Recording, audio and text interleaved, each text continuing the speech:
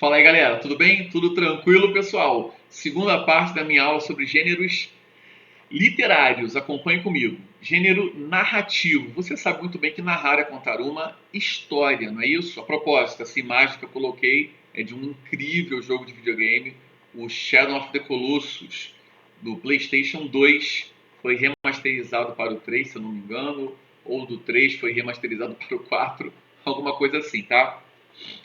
Veja, o gênero narrativo, ele é um desdobramento do gênero épico. Estava falando sobre épico na aula passada. O que acontece? Como eu já havia falado, né? Antigamente as histórias eram contadas por meio de longos poemas épicos, mas com o passar do tempo, as histórias começaram a ser contadas de formas diferentes, né? De formas variadas, claro, tá? E é o que a gente vai dar uma olhadinha aí. Lembrando, dentro de uma narrativa, nós temos o narrador, que é quem conta a história, temos os personagens, que é quem pratica a ação, temos o tempo, né, que é quando acontece aquela narrativa, o lugar, se é um lugar aberto, se é um lugar fechado, temos o clímax, que é o ponto de maior tensão, temos o tempo, que é cronológico ou psicológico, e temos o desfecho, que é o final da história. Tudo isso, repito, eu falo em outra aula, que são elementos da narrativa. E lembrando que nem todas as narrativas nós temos todos esses elementos, tá? Deixa eu só controlar aqui o tempo. Muito bem.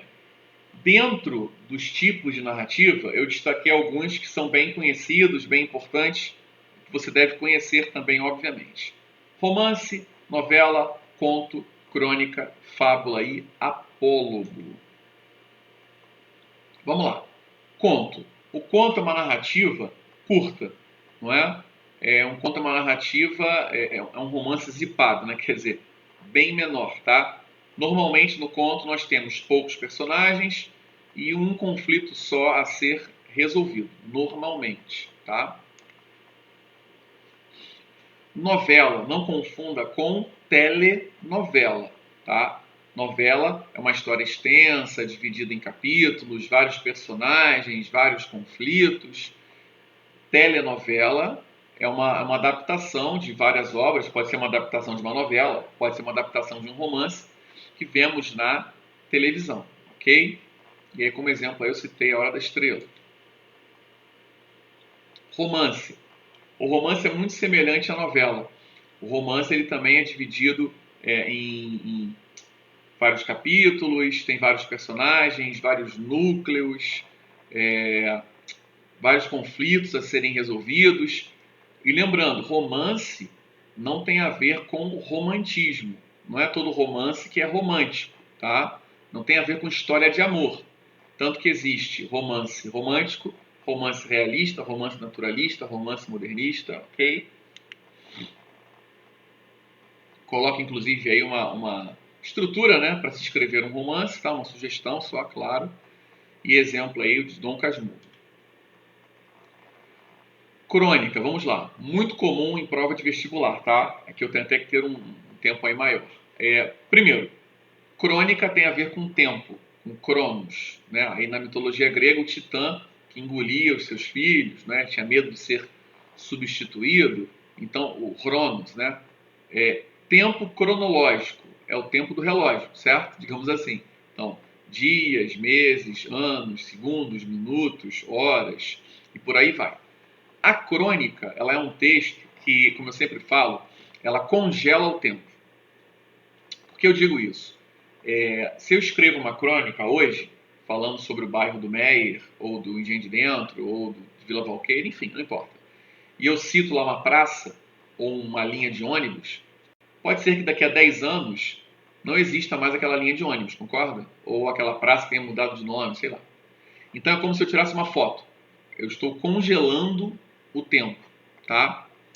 Falando em foto, quando tudo isso passar, nessa questão aí de quarentena, etc, etc, me contrate. Vini Santos Fotografia. Vamos lá. Crônica, voltando aqui. Crônica. Existem crônicas que falam de um tempo remoto, né? Muito longínquo. Então, por exemplo, as crônicas do rei Dom João VI são textos que vão falar sobre aquela época, certo? As crônicas de Nárnia, as crônicas de Spiderwitch, sei lá como é que fala isso, que aí tem a ver com a ficção, Então são textos que vão falar sobre aquela época. Então a crônica ela pode ser muito bem datada, digamos assim. Além disso, a crônica pode ter um assunto específico. Em jornal, por exemplo, até hoje encontramos crônicas esportivas, crônicas políticas, certo? Então, pode ter um assunto definido? Pode. Mas existem também crônicas que não têm um assunto definido. São crônicas que são observações do dia a dia. Digamos que você está em uma praça, você vê um avô brincando com o seu neto, não é? Certamente você diria: corra para casa, fujam para as colinas devido ao Covid-19, né? Bom, se não tivermos aí, ou melhor, quando não tivermos mais esse problema, a questão é, você viu lá o vovô brincando com o netinho, legal. A partir daquilo, você pode fazer uma reflexão, né? Poxa, que bom que o avô está brincando com o neto, é a família reunida e tal. Pronto, você já pode escrever uma crônica, que é uma observação de algo que você viu, ou algo que você imaginou. A crônica, ela tem que ser crítica? Não. Ela pode ser uma crônica bem-humorada, ou bem-humorada e crítica, não é? Deixa eu dar um exemplo. Eu sempre cito para os meus alunos, quando eu estava em um ônibus e eu vi um rapaz tomando água de coco, né, dentro de um coco gigante. Quando ele acabou, ele arremessou o coco pela janela do ônibus. Simplesmente desta forma, tá? E eu fiquei imaginando, né? Caramba, se acertar alguém, acertar a cabeça de alguém, ou bater em um carro e o motorista, né, nervoso, perder o controle, perder a direção. Percebem? Eu posso chegar à minha casa e fazer um texto divertido, mas também trazendo aí uma certa crítica. Crônica, aliás, é muito gostoso de escrever. Adoro. A crônica normalmente é um texto com uma linguagem simples, é um texto curto, tá? E que traz essa reflexão do cronista, né? Aliás, como cronista, eu recomendo o Luiz Fernando Veríssimo, né? Tem textos maravilhosos, tá? Bom, fábula. Fábula é uma história curta, poucos personagens, os personagens são animais e traz uma lição de moral. O fabulista mais comentado é o La Fontaine, mas o maior fabulista do mundo foi um escravo grego chamado Esopo. Certamente você conhece aí a fábula da lebre e da tartaruga, não é isso? Tem também do corvo e da raposa, né?